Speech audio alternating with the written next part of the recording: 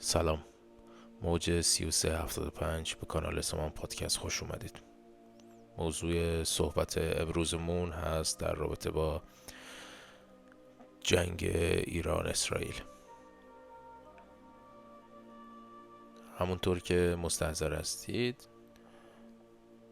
یکی دو شب پیش ایران حمله ای رو آغاز کرد به سمت اسرائیل که عواقبش رو به صورت عینی دیدیم که در بازار به چه شکلی بود.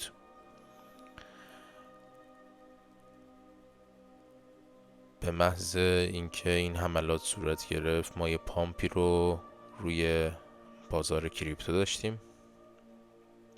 قیمت تتر به 72,000 رسید و خب خیلی ها از این جنگ سود بردن، میشه گفت از این حمله سود بردن.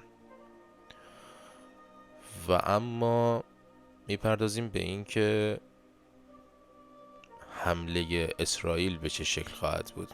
امروز طی خبرهایی که دنبال میکردم، فرودگاه‌های داخلی و فرودگاه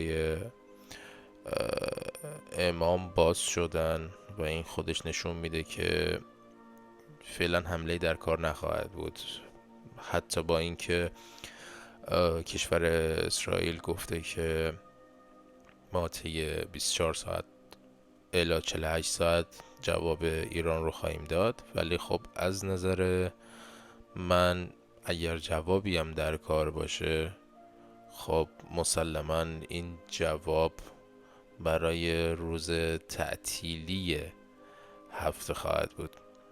حالا دلیلش رو بهتون اعلام میکنم. شما اگه توجه کرده باشید، خب امروز بازار بورس جهانی وقتی که باز شد، ما منتظر این بودیم که بازار طلا، بازار نفت با یه گپ صعودی باز بشه و همونطور که روی طلا دیدیم، بازار با یه گپ صعودی باز شد. ولی خب پامپی رو بعد از گپش نداشتیم و الان بازار با حالت رنجیه که داره رنج میزنه و یک کندل بالا یک کندل پایین میزنه.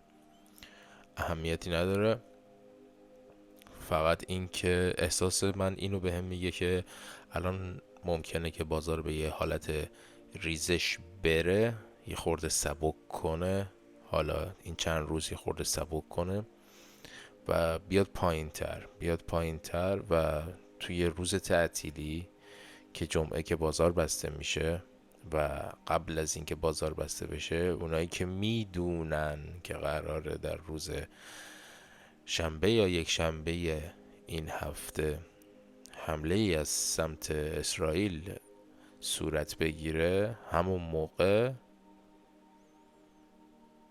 خریداشون رو انجام میدن، بازار بسته میشه، شنبه و یک شنبه یکی از این دو روز حمله صورت میگیره و در نهایت در روز دوشنبه ما شاهد این خواهیم بود که گپ سعودی طلا و آغازش به رفتن به بالا برای دیدن اول تایم های به چه شکل خواهد بود که مسلما خیلیا سود خواهند کرد، مخصوصا دولت مردانی که مطلع هستن و پوزیشن های سنگینی رو ممکنه قبل از تعطیلی بازار روی طلا انجام بدن.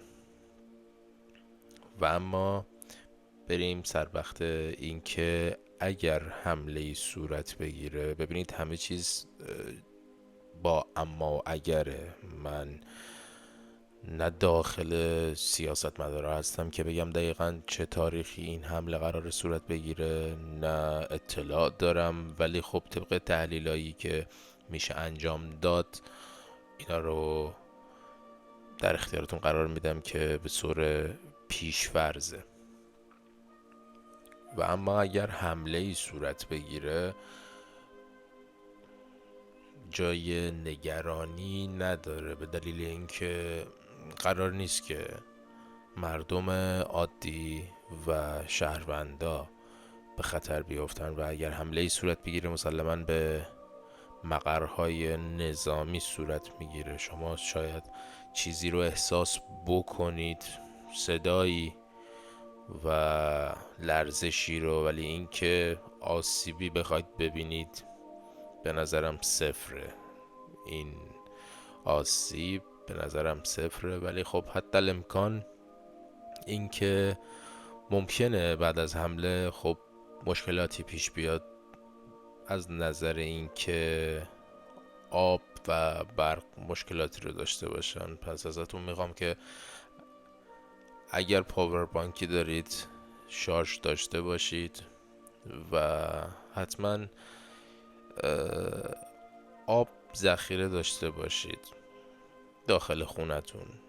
اینکه خیلی ها میرن بنزین میزنن، من واقعا استدلالشو نمیفهمم. واقعا بنزین به چه کارتون میاد که ما دیدیم توی حمله ایران به اسرائیل صفهای بنزین طولانی. خب شما اصلا رفتید بنزین زدید، کجا میخواید برید؟ سوئیس؟ معلومه که جایی نمیشه رفت. اگر جنگی به اون شدت بخواد صورت بگیره خب همه جا بدون امنیت خواهد بود، نه فقط این که حالا ما بنزین بزنیم بیفتیم تو جاده. خب کدوم سمت بری؟ چی کار بکنی؟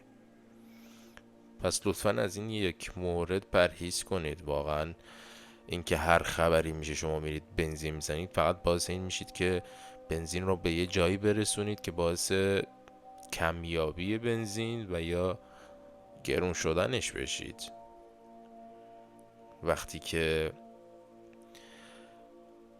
ببینن به این شکل کمبود بنزین شده، مسلماً بنزین گرون میشه. پس لطفاً از این یک مورد کاملا پرهیز کنید، چون ضررش مستقیما به خودتون است.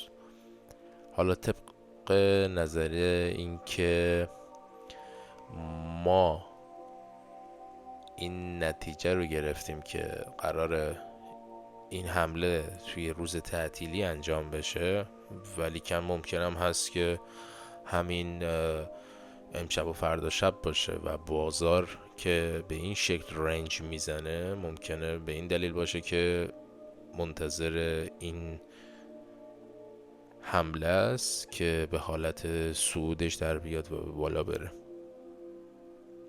ولی خب با این حرکت اگر این اتفاق بیفته، چون خیلی ها میان و وارد این پوزیشن میشن و سودشون میگن از مردم عادی، لذا از اونجایی که دولت مردا دوست ندارن که مردم عادی داخل پوزیشن ها باشن و طوری بشه که حالا یک سرمایه‌ای براشون به ارمغان بیاره، لذا از نظر من که این حمله در روز شنبه یا یک شنبه بعد از بسته شدن بازار بورس انجام میشه و دولت مردا پوزیشناشون رو روز جمعه قبل از تعطیلی بازار بورس ست میکنن. شنبه و یک شنبه این عملیات انجام میشه و روز دوشنبه شاهد این هستیم که بازار با یک پامپ سعودی و رفتن و دیدن اول تایم های از سمت طلا همراه میشه. پس حتما اگر توی بازار بورس کار میکنید مراقب باشید. و در نهایت سخن آخرم اینه که امیدوارم که هیچ جای دنیا جنگ نباشه و همیشه آرامش و امنیت توی سر تا سر دنیا وجود داشته باشه، چون واقعا هیچ چیزی بهتر، زیباتر از امنیت نیست. امنیت و احساس امنیت. مراقب خودتون باشید. تا پادکست بعدی، ادیوس.